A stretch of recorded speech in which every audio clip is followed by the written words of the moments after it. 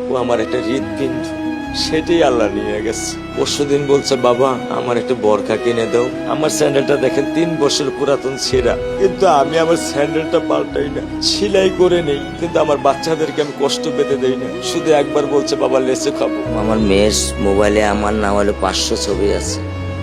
আমি এখনো সাহস পাইনি আমার মেয়ের একটা ছবি বের করে দেখতে।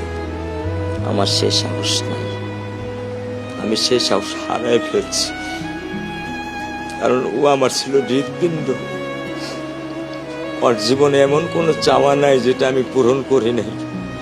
পরশুদিন বলছে, বাবা আমার একটা বরখা কিনে দাও। আমার চাচতো ভাই বললো, ভাই ইসলামপুর থেকে 300-400 টাকা পাওয়া যায়। আমি সাথে সাথে মিনি মার্কেট থেকে আমি 1000 টাকা দিয়ে আমার মেয়েকে বরখা এনে দিচ্ছি। আমি দরিদ্র, ভাঙা বাসায় থাকি, কিন্তু আমার সন্তানদেরকে আমি কখনোই দারিদ্রতার স্বাদ পেতে দেইনি।